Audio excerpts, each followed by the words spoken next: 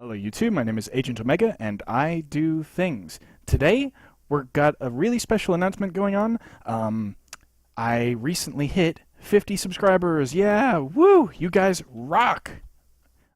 So for that, I have created the 50-50-50 challenge. And what does that mean? Well, today I'm planning on working in Minecraft and I'm going to build 50 three different ways using exactly 50 blocks. So that's going to be 50-50-50 one way, but that also means that we've got a surprise coming in the next couple of days. I'm going to play 50 minutes of Space Engineers and then condense that down into an episode, and then I'm going to do a 50-minute stream of Monster Hunter World. And I think you'll find that it's going to be quite a fun spectacle, and I'm going to try and chuck in as much interesting stuff as possible. So thank you for that. First things first, though, we're going to start off with a tour of this creative world that I'm currently in. This is on my personal Spigot server. I usually use it just to play with my parents, though sometimes friends hop on too. So here is where you first spawn into the creative world, and I know it looks like very blocky and like unoriginal, and that was the idea. I wanted to show off exactly what most first-time Minecrafters do when they start the game, because, well, everybody begins with basically a rectangle, unless they happen to have prior knowledge. So, with that in mind, this is the house that I built when my parents and I were first getting started off.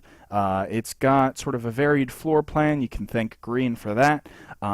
It's got sort of the realistic edging and outlining and stuff, and I wanted to have like a lot of nice structure and depth, and I think it turned out okay. Now, let's compare to these houses over here. Those were built by my parents. Over here is my mom's house.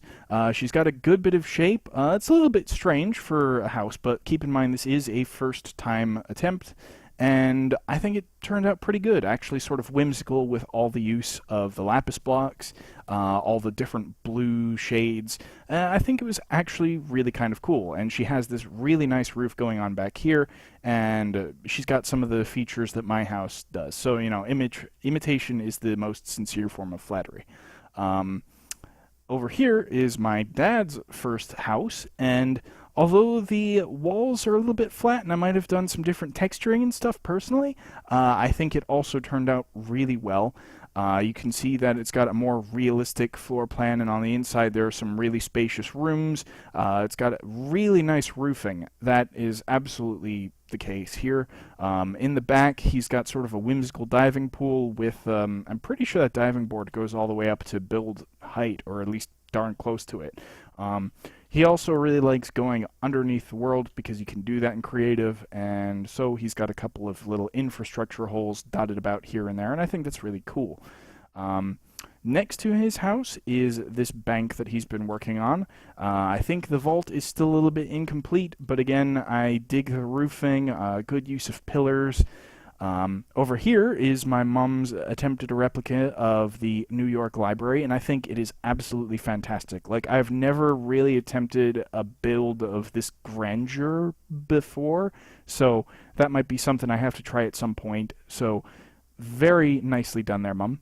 Over here is this sort of unfinished apartment building that I started on. The outside, I think, could use a little bit more work. I kind of like these windows, but I'm not entirely sure about them. So let's go inside real quick. And let's just do that so I can actually see where I'm looking. So on the right here, we have a pseudo-bucks. It's like Starbucks, except without the copyright infringement. They're open Monday to Sunday, 8:30 to 1700, which is 5 p.m. You can see we've got these cool lamp designs going on over here. We've got the food case. And we've got the espresso machine over there, complete with the lever and the coffee mug that you pour into, so that's really, really cool. Over here, there was going to be a pizza place. Still is the plan, because I need something to do with this whole section of the floor here. Over here is the leasing office, and that is where all of the residents can get their mail. So in here, you can see we've got a couple of chairs. We've got a couple of computer screens and a keyboard here, and of course a plant, just because plants always liven up your desk. Back in here, we've got the postmaster's entrance slash, mail room insertion point, so you can just come in back there, deliver your mail, and then waltz on out. This is actually the original design for the item guard station that I made in my Piston House video. So this was where it all began. And there's another one all the way up at the top. Because the rest of the floors are empty at the moment, I'm just going to pop on up here. So I think the thing that I'm actually most proud about this building, just stepping back for a bit, is this detail work here. Normally in my builds I'm okay at detailing things, but I think this was just a really nice touch and it added a bit of depth. I hope to, like I said, finish the rest of the building, put in some windows and stuff. But up here, so on the other side there is another guard here. Only anyone with the VIP pass can get through. Unfortunately, all of my copies were in my ender chest, but when I did /clear inventory, I think that deleted everything. So that's that. You can see we've got a helipad, and then we've got this. This design was kind of inspired by Meta Knight's ship and also Omega Weapon from Final Fantasy XIV. So I wanted to have like a personal aircraft that I could use to sort of teleport between the worlds in my own build areas. Back there we have the Christmas shop and the park. You can see my logo over there. I was just testing out some stuff for the survival portion of the world, because I wanted to basically have that on the floor in my nether area. That's an unfinished haunted house. Over here we've got this potion brewing shop, and it was inspired by the potion shop in Majora's Mask. So you can see that we've got, the potion bottles on either side. We've got some nice mix of textures for the potion bubbling itself, and I accomplished the randomness with World Edit, so sorry for that. And then we've got a little bit of slime gooping over the edge, because, what potion brewing thing is ever perfectly made? Over here we've got a brewing stand and a cauldron. You can ignite the cauldron with this one? Yes. Okay, and then you can disable it with this one, and I can go over the redstone later in a different build for that, because that was kind of interesting, compacting it into like a 2x3x3 area or something. Over here we've got the bedroom, and all of this is shoved into the potion bottles, mind you, so it was an exercise in compaction. Over here we have this incomplete tower. This is basically going to be the warp hub between all of the worlds. And I kind of intended that as players unlocked things in the overworld, new bits of the hub unlocked. So like when you get into the nether, if you like placed a certain object down and effectively sacrificed it. I forget what I was originally intending to do there, but basically a whole crazy animation would occur, and then all of a sudden you would be able to use all of the towers in all of the worlds to connect to the nether by going into the basement. And like up on this level, there was going to be all of the overworld type stuff. So you'd have like the warp portal for this creative world, the other creative world, the redstone testing world, and then the survival world would be over there. And I've got inventory plugins so that you can't take objects from you from creative into survival and vice versa.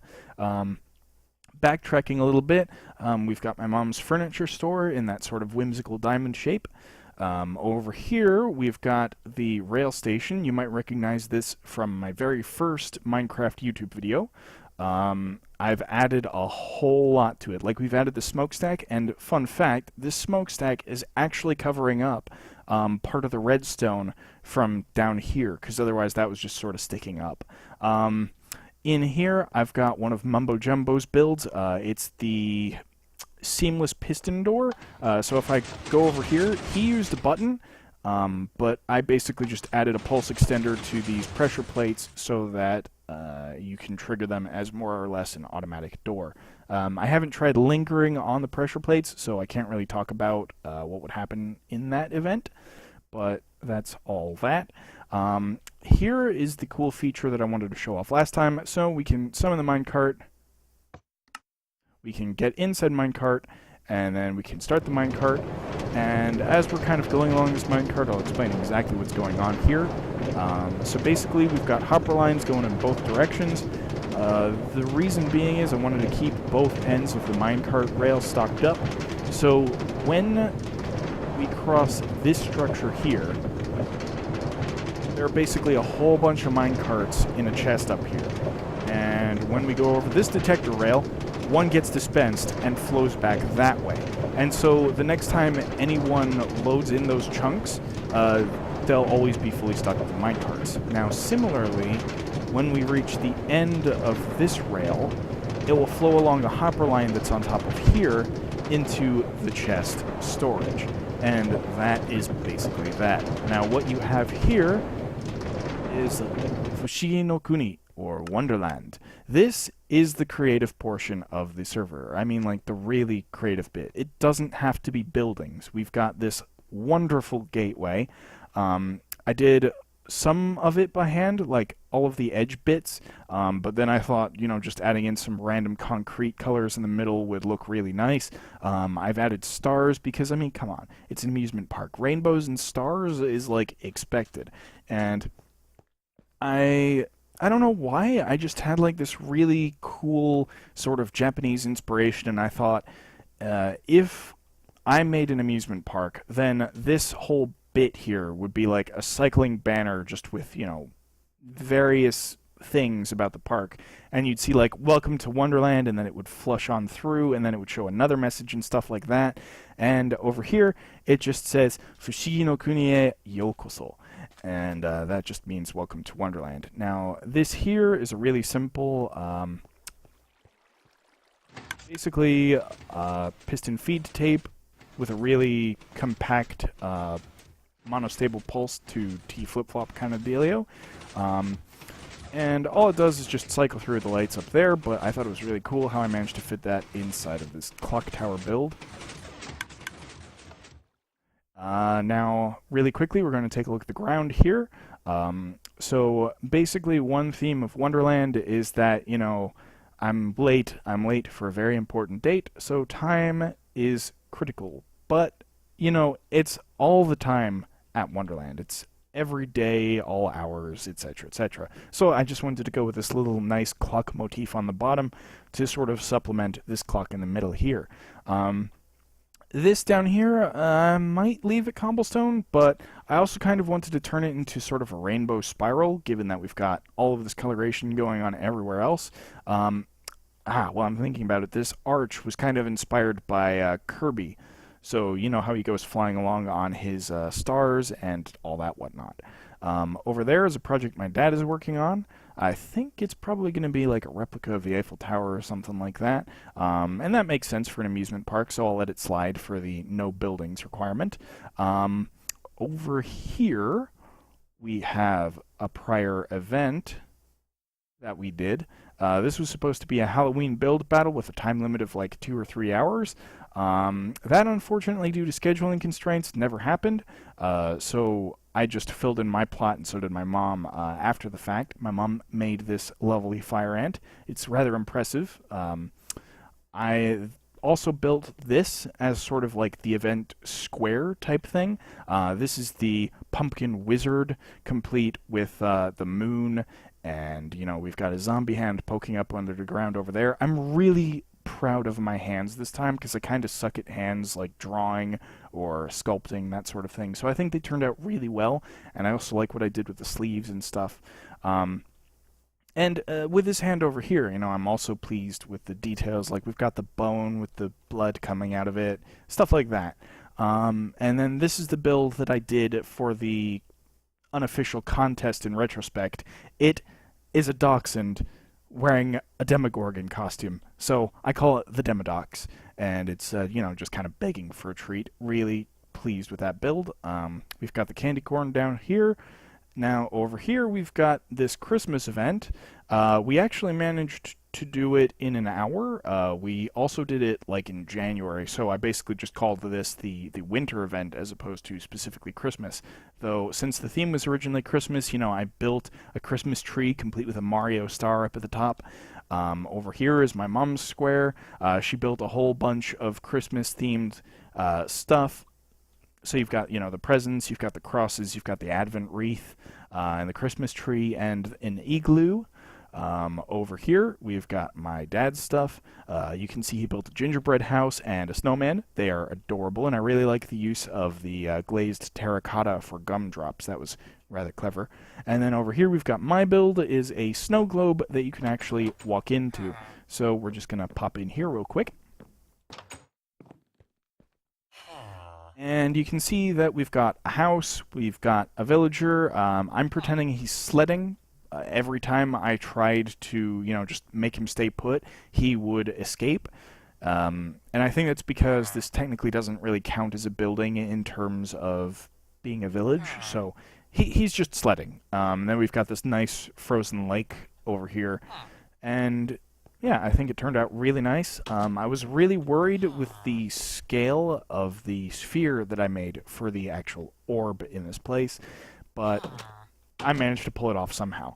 Now if I can just fly off, you can see down here we've also got a present shape kind of going on, and there's some redstone built in here too. So if I flip this, all of these lights start cycling, and I thought, you know, it's supposed to be an event square, so normally in reality you'd probably have like flashing lights, you'd have like these spiraling floors on, and then at the end of the event, once everything's announced and everyone's done, you know, you flip this lever and you've got a fireworks show. And the way all of this works, actually, you know what, I'll go over this in a redstone video if you people want to see that. So leave that in the comments section if you want to see. Otherwise, that is that for that demonstration. So, now we're going to find a suitable plot. I'm actually thinking to the right of all of this, like somewhere around here, to build the 50-50-50 challenge. So, yeah. I also need to pick a block. When I come back, we are going to have that block in hand, and we're going to build the 50-50-50 challenge, like right back here, probably. Hello again, folks. So we are back here. I've done a little bit of work, and so we've got this announcement board here, and I'll probably like do what I've done so far and just copy it when I want to change it.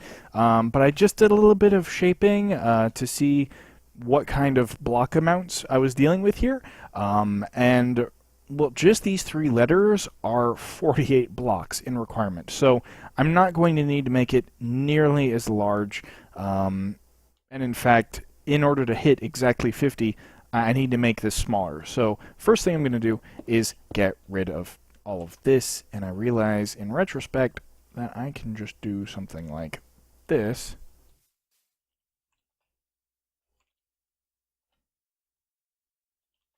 And get rid of it. So I think, for some reason this is annoying me. So you know what? First I'm going to fix these letters.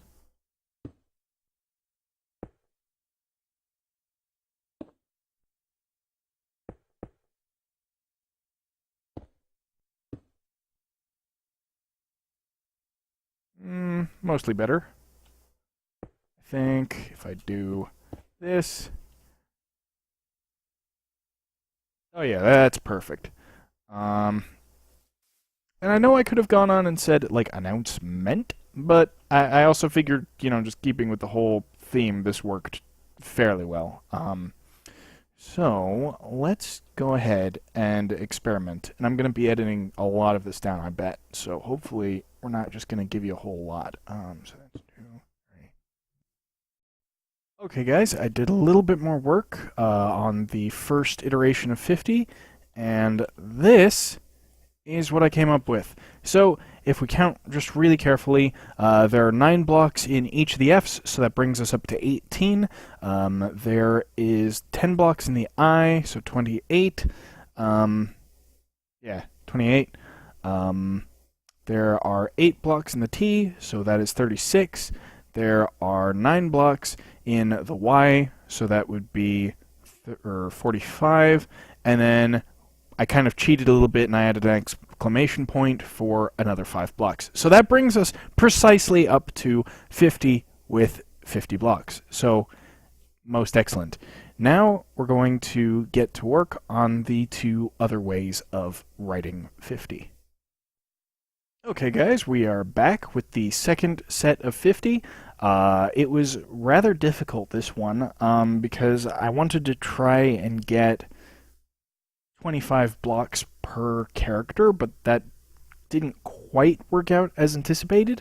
So what ended up happening was I just sort of shaped out the numbers, and then I thought to myself, okay, how can I add a little bit more detail while still staying within the 50 block requirement? And I got really close. I actually managed to get to like 49, but then I, just kind of encountered an issue where there was one block that I couldn't seem to fit in anywhere without it like being obtrusive or altering the shape such that I would have to add more shading blocks and then be over 50.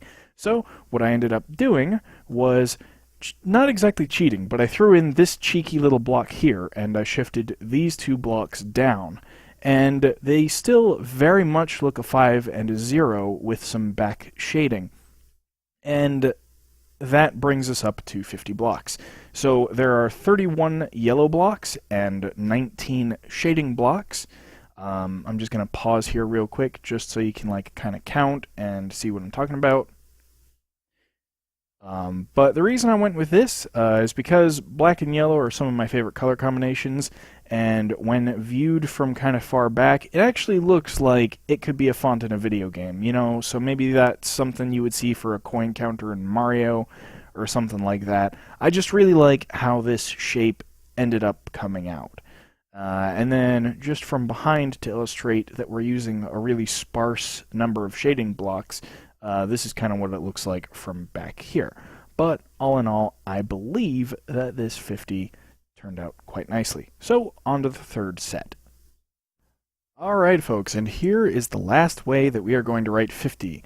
This says in Japanese, goju, with, of course, a couple of exclamation marks after it. So these are the characters for 5 and 10 respectively, and of course that means 50. So the first one contains 25 blocks, the second one contains 13 blocks, bringing us up to 38, and then each of these 2 contain 6. So that brings us up to the grand total of 50. I think maybe I could have played with the scale a little bit more on all of these builds, because I think adding the exclamation marks on the end was just a little bit cheaty, a little bit cheeky at that. And then same thing over with this 50. I'm really pleased with how it came out, but at the same time, resorting to the shadow also felt like a little bit of a cop-out. But all of those say 50, and all of those have precisely 50 blocks. So we have met our theoretical goals for the day. So there you have it, folks. That is our first leg of the 50-50-50 challenge done. Next up is going to be Space Engineers, so once that is complete, I will have a link to that down in the description. In the meantime, if you like this video, please give it a like. If you want to see more of this, or pretty much anything else, please hit that subscribe button and click the bell next to it if you want to be notified whenever I post. And in the meantime, I will catch you on the flip side.